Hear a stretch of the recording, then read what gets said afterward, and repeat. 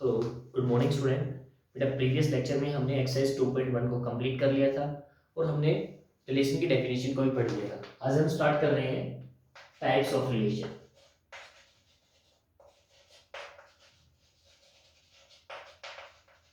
देखिए बेटा, types of relation में सबसे पहली जो टाइप हम पढ़ने वाले हैं दैट इज वॉइड रिलेशन।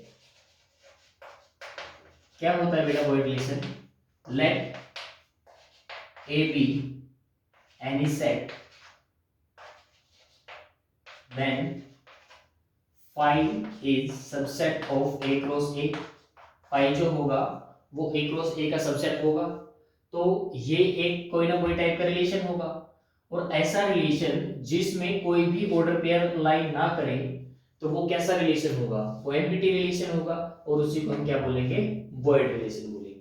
ठीक है बेटा, such type of relation is called such type of relation is called NPT relation।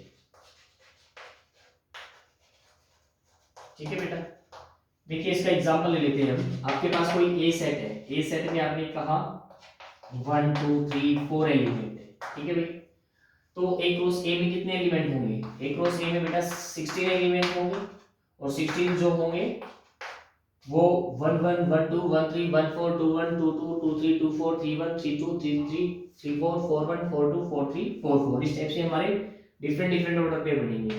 हमने कहा कि रिलेशन बनेगा एक्स वाई का कब? जब x प्लस वाई क्या हो? इक्वल टू 0 हो। जब x प्लस वाई क्या हो? इक्वल टू 0 हो।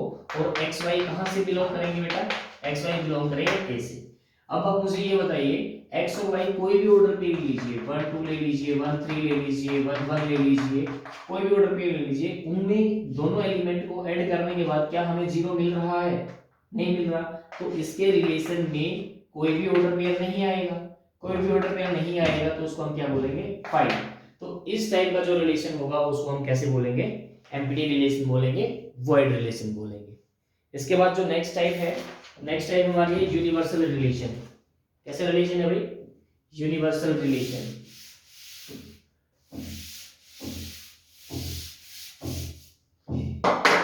यूनिवर्सल रिलेशन क्या होता है?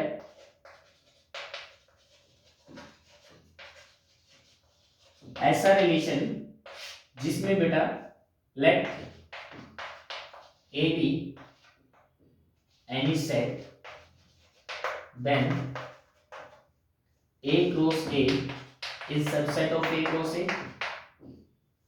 Such type of relation is called such type of relation is called universal relation।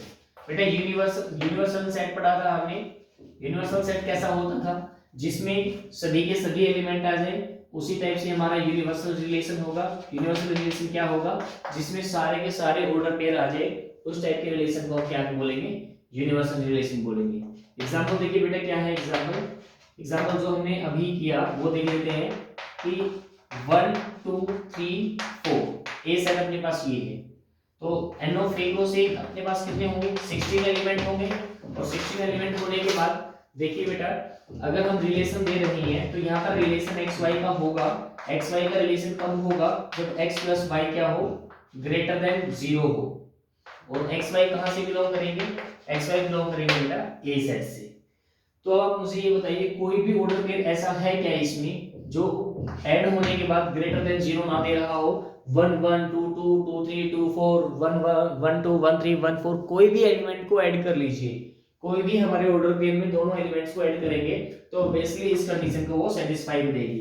तो यहाँ पर हम कहेंगे कि रिलेशन में सभी के सभी ऑर्डर पेयर आ रहे हैं। 1 1 भी आ रहा है, 1 2 भी आ रहा है, 1 3 भी, 1 4 भी, 2 1 भी, 2 2 भी, 2 3 भी आएगा, 2 4 भी आएगा, 3 1 भी आएगा, 3 2 भी आएगा, 3 3 भी आएगा, और 3 4 भी आएगा, 4 1 भी आएगा, 4 2 भी आएगा, 4 3 भी, 4 4 भी। कोई भी ऑर्डर पेयर उठा के देख लीजिए बेटा, सभी का सभी इस कंडीशन को सेटिस्फाई करते हैं। सो इस रिलेशन में सभी ऑर्डर पेयर लाई कर जाएंगे और सभी ऑर्डर पेयर लाई करने के बाद वो कैसा रिलेशन बनेगा? यूनिवर्सल रिलेशन बनेगा।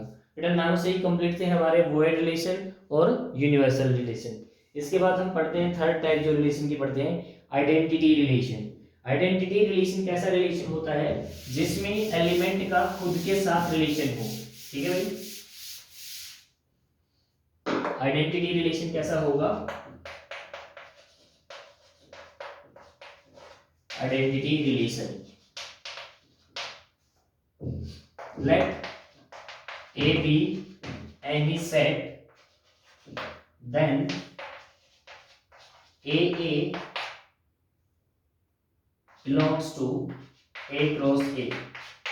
Such relation is called identity relation. तो इस टाइप के रिलेशंस को हम क्या बोलेंगे बेटा, आइडेंटिटी आइडेंटिटी रिलेशन बोलेंगे बेटा। ठीक है, देखिए इसका एग्जाम्पल क्या रहेगा, इसका एग्जाम्पल हम राइट कर लेते हैं। जैसे आपके पास ये सेट है 1 2 3, तो किसी रिलेशन में ओनली 1 1 2 2 और 3 3, अगर ये ऑर्डर पेयर लाई करे तो वो रिलेशन कैसा होगा, वो रिलेशन होगा आइडेंटिटी। अगर इसमें कोई और ऑर्डर पेयर आ जाए तो हम क्या कहेंगे, ये आइडेंटिटी रिलेशन नहीं है। आइडेंटिटी रिलेशन क्या कहता है, ओनली ए का ए के साथ रिलेशन होना चाहिए, उसी टाइप के रिलेशन को हम आइडेंटिटी रिलेशन बोलते हैं। इसके बाद बेटा कुछ स्पेसिफिक टाइप भी है हमारे रिलेशन की, वो स्पेसिफिक टाइप आप प्लस 2 क्लास में भी पढ़ेंगे। एक बार हम उनको डिस्क्राइब कर देते हैं। बेटा प्लस 1 क्लास में तो आपके यूज होने वाले नहीं है, लेकिन फिर भी हमें पता होना चाहिए कि रिलेशंस की ये टाइप भी है। फोर्थ टाइप देखिए बेटा, reflexive relation. Reflexive relation, reflexive relation क्या होता है, relation is said to be reflexive relation in which every element is related to itself. A relation is said to be reflexive relation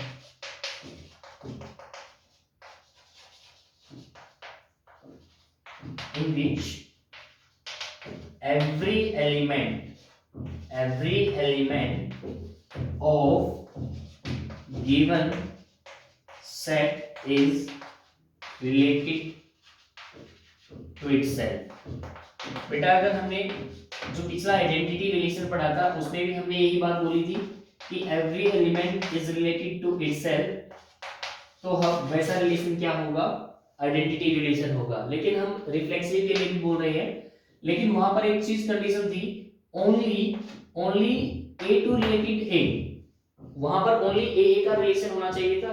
अगर देख लीजिए हमने इसके एग्जांपल दो, आपने सेट राइट किया ए 1 2 3, अगर आपका रिलेशन में 1 1 2 2 3 3 इनका सेट बनने के, इनका रिलेशन बनने के बाद कोई 1 2 एलिमेंट आ जाता है, तो इस टाइप के रिलेशन को हम क्या बोलेंगे, ये जो रिलेशन है वो हमारा रिफ्लेक्सिव रिलेशन हो सकता है। लेकिन R1 जो है वो आइडेंटिटी नहीं हो सकता। आइडेंटिटी होने के लिए उसको हमेशा क्या रहना पड़ेगा, खुद के साथ एलिमेंट का ही रहना पड़ेगा।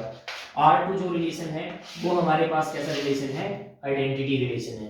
तो हम कह सकते हैं every identity relation is reflexive relation, but every reflexive relation is not identity relation. Get it clear बेटा, आइडेंटिटी और रिफ्लेक्सिव में स्लाइटली डिफरेंस है कि रिफ्लेक्सिव क्या करता है, रिफ्लेक्सिव ए का ए के साथ रिलेशन होना चाहिए, सिर्फ उसको ही नहीं, उसके साथ कोई और भी हो उसको भी एक्सेप्ट कर लेता है। लेकिन आइडेंटिटी रिलेशन क्या कहता है कि ए का ए के साथ ही रिलेशन होना चाहिए, बाकी किसी और एलिमेंट का रिलेशन नहीं होना चाहिए। इसके बाद जो नेक्स्ट टाइप है वो है सिमेट्रिक रिलेशन। सिमेट्रिक रिलेशन क्या बोलते हैं कि उसमें ए का अगर बी के साथ रिलेशन हो तो बी का भी ए के साथ रिलेशन हमें मिलना चाहिए।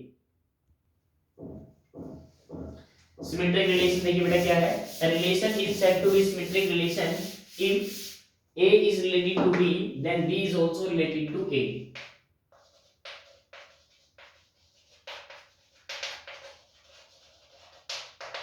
सिमेट्रिक रिलेशन क्या होगा, a relation is said to be symmetric relation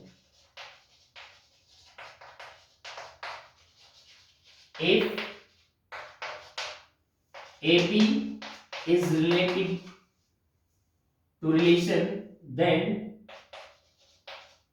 BA is also belongs to relation. अगर ऐसा होगा तो वो सिमेट्रिक रिलेशन होगा, नहीं तो वो सिमेट्रिक रिलेशन नहीं होगा। देखिए हम क्या ले लेते हैं, एक ए सेट ले लेते हैं, सेट ऑफ ऑल लाइंस। क्या ले लेते हैं, सेट ऑफ ऑल लाइंस। और रिलेशन हम ले लेते हैं, रिलेशन कहते हैं कि x L1 लाइन का L2 के साथ रिलेशन होगा, लेकिन कब होगा, जब L1 L2 के पैरेलल होगी। और L1 L2 कहां से बिलोंग करेंगी, सेट A से बिलोंग करेंगी। तो बताइए बेटा, अगर L1 L2 का रिलेशन होगा तो क्या होगी, L1 लाइन L2 के पैरेलल होगी। अगर L1 लाइन L2 के पैरेलल है तो L2 लाइन भी तो L1 के पैरेलल होगी, होगी या नहीं होगी, डेफिनेटली होगी। अगर L2 L1 के पैरेलल होगी तो L2 और L1 भी क्या करेंगे, रिलेशन बनाएंगे। तो यहाँ पर क्या हो गया, A का B के साथ रिलेशन था तो B का A के साथ रिलेशन हो गया, हेंस R इज सिमेट्रिक, यानी कि रिलेशन कैसा बन गया, सिमेट्रिक रिलेशन बन गया। और इस टाइप के रिलेशन को हम क्या बोलते हैं, सिमेट्रिक रिलेशन बोलते हैं। इसके बाद जो लास्ट टाइप है वो है हमारे ट्रांजिटिव रिलेशन। कैसा रिलेशन भाई, ट्रांजिटिव रिलेशन। ट्रांजिटिव रिलेशन क्या होता है, सी है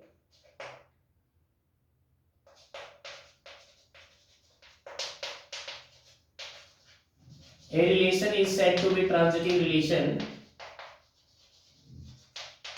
A relation is said to be transitive relation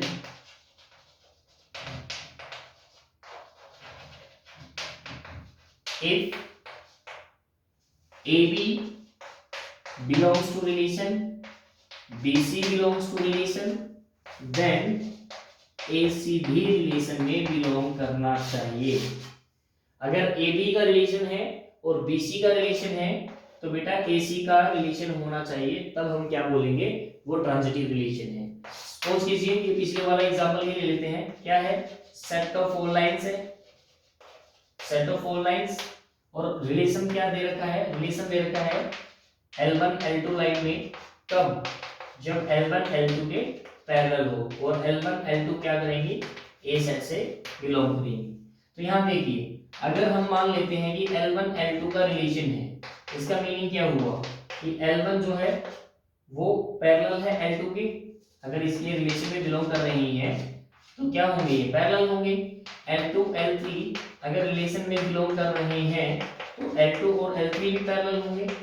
तो मुझे एक बात बताइए, L1 लाइन कोई ये है, L2 लाइन कोई ये है, L1 L2 के पैरेलल है और L2 के पैरेलल कोई L3 लाइन है, तो क्या ये दोनों भी आपस में पैरेलल होंगी, बिल्कुल होंगी। फ्रॉम दिस वी कंक्लूजन कि L1 जो है वो L3 के पैरेलल होंगी, और L1 L3 के पैरेलल होंगी तो हम कहेंगे कि L1 L3 भी क्या बनाएंगी, रिलेशन बनाएंगी। रिलेशन बनाएंगी तो हम कह देंगे हेंस R इज ट्रांजिटिव।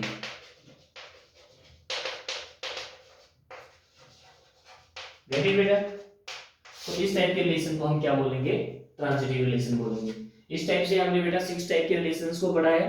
पहली जो टाइप पढ़ी थी हमने वॉइड रिलेशन पढ़ी थी, नेक्स्ट जो टाइप पढ़ी थी वो यूनिवर्सल रिलेशन पढ़ा था, थर्ड जो टाइप पढ़ी थी हमने आइडेंटिटी रिलेशन पढ़ी थी, फोर्थ जो टाइप पढ़ी थी हमने वो पढ़ी थी रिफ्लेक्सिव रिलेशन, फिफ्थ जो टाइप पढ़ी थी हमने वो पढ़ी थी सिमेट्रिक रिलेशन, और सिक्स्थ जो टाइप पढ़ी है हमने बेटा वो ट्रांजिटिव रिलेशन। एक सेवंथ और टाइप होती है, वो कोई स्पेशल टाइप नहीं होती, वो इन्हीं को कंबाइन करके बनाई गई है। अगर कोई रिलेशन रिफ्लेक्सिव भी हो, सिमेट्रिक भी हो और वो ट्रांजिटिव भी हो तो उस रिलेशन को हम क्या बोलते हैं, उस रिलेशन को हम इक्विवेलेंस रिलेशन बोलते हैं।